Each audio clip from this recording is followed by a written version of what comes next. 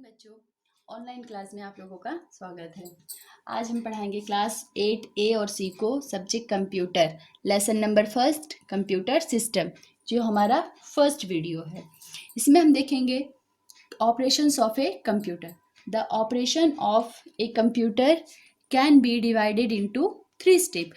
Computer का जो भी ऑपरेशन होता है, सिस्टम होता है, वो 3 पार्ट में डिवाइड होता है। कौन कौन सा? इनपुट, प्रोसेस और आउटपुट। कंप्यूटर क्या करता है, ये हम आप लोगों को पहले ही भी क्लासेस में बता चुके हैं, पिछले क्लासेस में भी बता चुके हैं कि हमारा कंप्यूटर जो सिस्टम है वो इनपुट, प्रोसेस और आउटपुट, ये तीनों मिलाकर एक सिस्टम बनता है। इसी पे वो वर्क करता है। इनपुट से हम क्या करते हैं? Entering and encoding data. मतलब इनपुट से हम जो भी डाटा एंटर करना है, मतलब कंप्यूटर को जो भी इंस्ट्रक्शन देना है, वो हम इनपुट के द्वारा देते हैं। अब इसमें एग्जांपल क्या है? Keyboard, mouse, scanner and other input devices. इन सब के द्वारा हम इनपुट ऐड करते हैं कंप्यूटर को। अब इनपुट देने के बाद मतलब हम कुछ टाइप कर दिए कंप्यूटर में, हम कुछ भी टाइप किए कीबोर्ड के द्वारा, उसके बाद क्या होगा? वो जाएगा सीपीयू में। सीपीयू में प्रोसेस होगा। प्रोसेस कैसे होगा? Computation and decision. अब इसमें क्या प्रोसेस होगा? जो भी हम इस पे टाइप करेंगे उस पर वो सबसे पहले क्या करेगा? वो स्टोर करेगा। स्टोर करने के बाद उस पर प्रोसेस करेगा। प्रोसेस करने के बाद फिर से स्टोर करेगा और उसके बाद फिर आउटपुट देगा। अब प्रोसेस कैसे होगा? Control unit. प्रोसेस में क्या क्या होता है? Control unit, RAM, arithmetic logic unit, मतलब ALU और कैच, ये सब कंट्रोल यूनिट क्या करता है? कंप्यूटर को कंट्रोल करने का काम करता है। उसके बाद रैम। रैम एक शॉर्ट टर्म मेमोरी होती है। उसके बाद है ALU, मतलब एरिथमेटिक लॉजिक यूनिट। इसमें मैथ से रिलेटेड जितना भी क्वेश्चन होता है वो सॉल्व किया जाता है। उसके बाद है आउटपुट। आउटपुट में डिकोडिंग एंड डिस्प्ले, मतलब यहाँ पे जो भी सिस्टम में हम डाटा इनपुट करेंगे उस पर प्रोसेस होगा, वो हमको डिस्प्ले मतलब कहाँ दिखाई देगा? मॉनिटर पे। मॉनिटर या प्रिंटर के द्वारा, फिर plotter and other output devices, और भी आउटपुट डिवाइसेस हैं। उसके बाद हम देखेंगे सबसे पहले ये entering and encoding data. Entering and encoding data and instructions, it is performed by using input devices. मतलब एंटरिंग डाटा ये किस पे परफॉर्म करता है? किस पे? इनपुट डिवाइसेस पे। अब यहाँ पे कुछ इनपुट डिवाइसेस भी हैं। ट्रैक बॉल है, जॉयस्टिक एंड गेम पैड है, स्कैनर है, लाइट पेन है, मैग्नेटिक इंक कैरेक्टर रिकॉग्निशन है, मतलब MICR, optical mark reader OMR, optical bar code reader OBR and smart card. ये सब क्या है? एंटरिंग एंड इनकोडिंग डाटा, मतलब जिससे हम इनपुट कंप्यूटर को देते हैं। उसके बाद है processing data and instruction. The processor also called the central processing unit और CPU is the brain and heart of the computer. मतलब प्रोसेसर क्या है? कंप्यूटर का ब्रेन है और हार्ट है। बिना प्रोसेसर के कंप्यूटर वर्क नहीं कर सकता। जिस तरह से हमारी बॉडी में हमारा ब्रेन वर्क करता है, उसी तरह से कंप्यूटर में CPU वर्क करता है। मतलब कंप्यूटर का मेन पार्ट होता है CPU। इसके फर्स्ट वीडियो में हम देखे थे प्रोसेसर देख रहे थे। The processor of a computer consist of 3 parts. मतलब प्रोसेसर में 3 पार्ट्स होते हैं। कौन कौन से? Control unit, arithmetic logic unit और मेमोरी यूनिट। पहले हम देखेंगे control unit. The control unit is the most important part of A micro processor. Control unit जो होता है वो माइक्रो प्रोसेसर का एक बहुत ही इम्पॉर्टेंट पार्ट होता है, जिससे हम सिस्टम को कंट्रोल करते हैं। उसके बाद है अरिथमेटिक लॉजिक यूनिट, शॉर्ट में हम ALU बोलते हैं। अरिथमेटिक लॉजिक यूनिट मतलब ALU is often referred to as the brain of the CPU because it allows the computer to perform mathematical calculations. ALU जो है वो CPU का ब्रेन पार्ट है। मतलब जो भी कैलकुलेशंस होता है वो हम ALU में देखते हैं। मैथ का जो भी कैलकुलेशन है वो ALU में देखते हैं। उसके बाद है मेमोरी। उसके बाद है memory part, memory unit. The memory unit also called RAM is use to store data temporarily. मतलब जो भी डाटा हम एंटर करते हैं वो सबसे पहले प्रोसेस होने के पहले मेमोरी में जाता है और उस पर प्रोसेस होता है। प्रोसेस होने के बाद भी मेमोरी में जाएगा और उसके बाद को आउटपुट दिखेगा, मतलब रिजल्ट मिलेगा। तो जो भी डाटा स्टोर होता है थोड़े समय के लिए वो रैम में स्टोर होता है हमारा।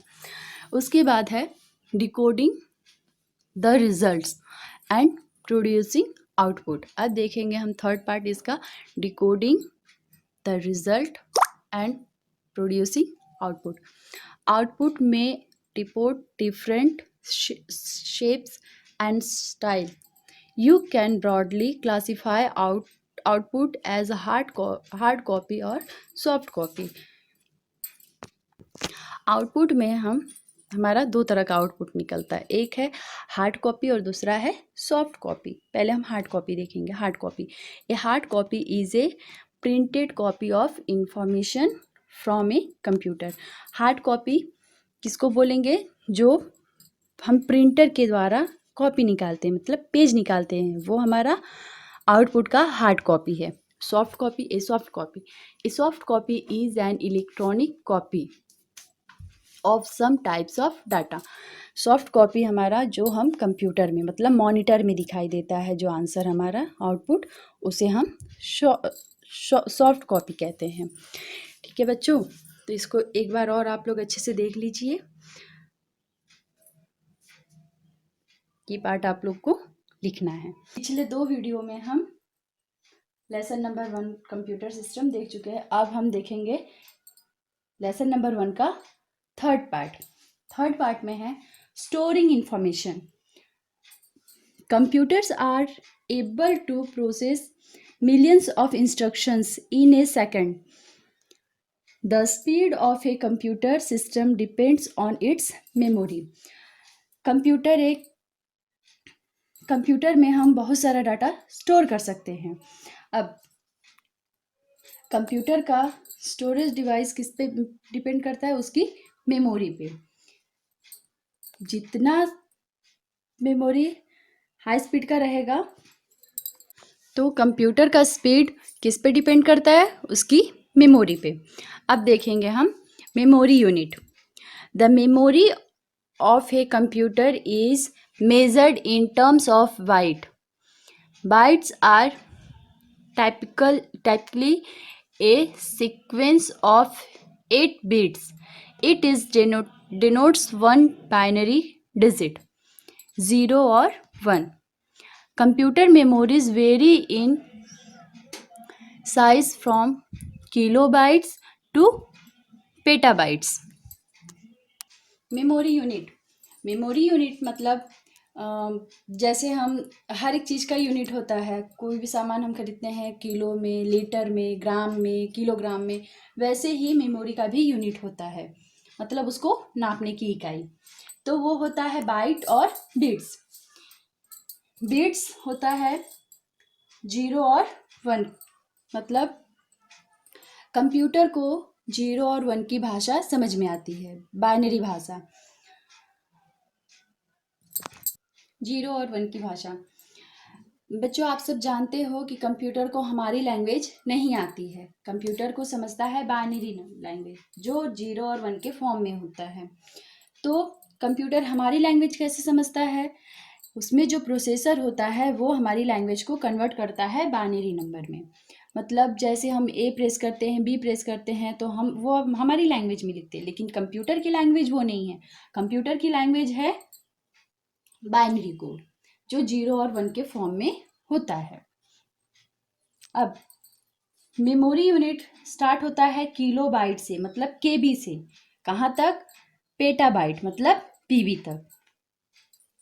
उसके बाद देखेंगे computer memory is 2 types. Computer memory की के दो टाइप्स होते हैं। कौन कौन से?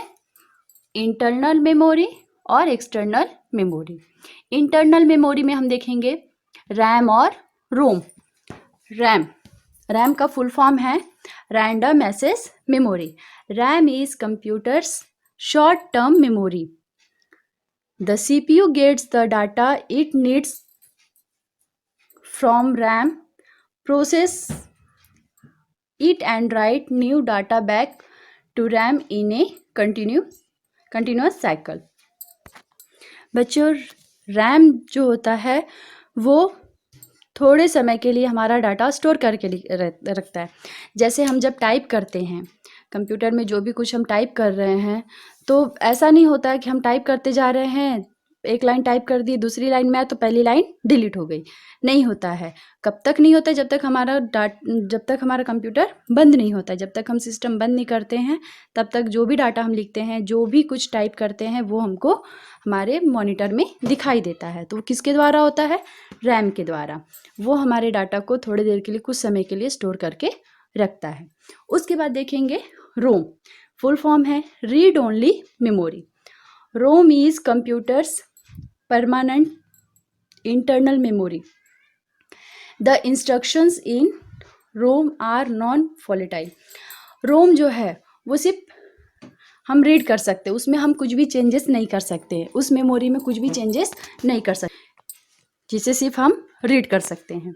उसके बाद है second external memory. External memory मतलब जो हम बाहर से मेमोरी ऐड करते हैं। It is a secondary storage और large quantities of data. External memory को सेकेंडरी स्टोरेज भी कहा जाता है, और इसमें हम कितना भी डाटा स्टोर करके रख सकते हैं। जैसे फॉर एग्जांपल है CDs, DVDs and memory card, जिसमें हम डाटा स्टोर करके रखते हैं। तो बच्चों, इस क्लास में हम देखें स्टोरिंग इंफॉर्मेशन, मेमोरी यूनिट्स। उसके बाद है कंप्यूटर मेमोरी, जो दो टाइप की होती है, इंटरनल और एक्सटर्नल, जिसमें होता है रैम, रोम, और उसके बाद है एक्सटर्नल मेमोरी। इसमें हम देखेंगे components of A computer system. अब कंपोनेंट्स कौन कौन से होते हैं? कंपोनेंट्स मतलब किस चीज़ से कंप्यूटर सिस्टम, मतलब क्या क्या पार्ट्स होते हैं, वो हम देखेंगे।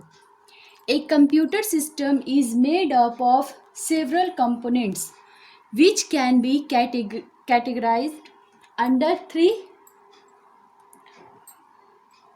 broad categories: hardware, software and humanware. मतलब कंप्यूटर सिस्टम का मेन 3 कंपोनेंट्स है। कौन कौन सा? हार्डवेयर, सॉफ्टवेयर और ह्यूमनवेयर। अब हम देखेंगे इस डायग्राम के माध्यम से। ये डायग्राम के माध्यम से हम देखेंगे कंप्यूटर सिस्टम। इसमें देखेंगे हम सबसे पहले हार्डवेयर। हार्डवेयर कौन सा पार्ट होता है? सीपीयू, मॉनिटर, कीबोर्ड, माउस, ये सब। मार्केट में जब हम जाते हैं तो सबसे पहले हम कंप्यूटर का हार्डवेयर पार्ट लेते हैं, ये मेन पार्ट होता है। सबसे पहले हार्डवेयर हम ला लिए, उसके बाद हमको उसको ऑन करने के लिए किस चीज़ की ज़रूरत होती है? सॉफ्टवेयर की ज़रूरत होती है।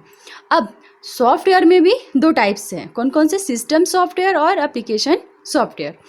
सिस्टम सॉफ्टवेयर कंप्यूटर को ऑन करने के लिए होता है, और एप्लीकेशन सॉफ्टवेयर जो उसमें हम जो टास्क करते हैं, जो भी प्रोग्राम करते हैं, वो एप्लीकेशन सॉफ्टवेयर में हो जाता है। बच्चों, आप लोग देखे होंगे लैब में भी, जब कंप्यूटर ऑन करते हैं हम, तो कंप्यूटर थोड़ा सा समय लेता है। जैसे स्विच हम ऑन करेंगे, सीपीयू का बटन ऑन करेंगे, उसके बाद कंप्यूटर थोड़ा सा प्रोसेस करता है, तो वो सिस्टम सॉफ्टवेयर है, उसके द्वारा कंप्यूटर ऑन करता है। और जैसे ही कंप्यूटर ऑन होता है, उसके डेस्कटॉप पे हमको छोटा छोटा आइकॉन्स दिखता है, जिस पे हम क्लिक करके अपना प्रोग्राम करते हैं, वो होता है एप्लीकेशन सॉफ्टवेयर। अब हार्डवेयर हो गया, सॉफ्टवेयर हो गया, मतलब हमारा कंप्यूटर भी आ गया, और कंप्यूटर ऑन भी हो गया, उसमें प्रोग्राम भी हो गया। लेकिन उसके बाद भी किसी चीज़ की ज़रूरत होती है। वो किसकी होती है? ह्यूमनवेयर की। मतलब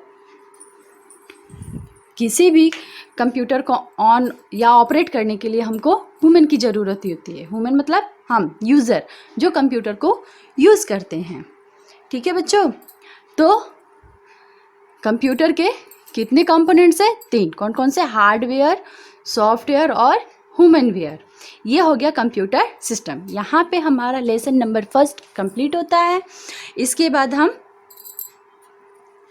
क्वेश्चन आंसर आप लोग को बताएंगे और ये आप लोग अच्छे से पढ़ लेना।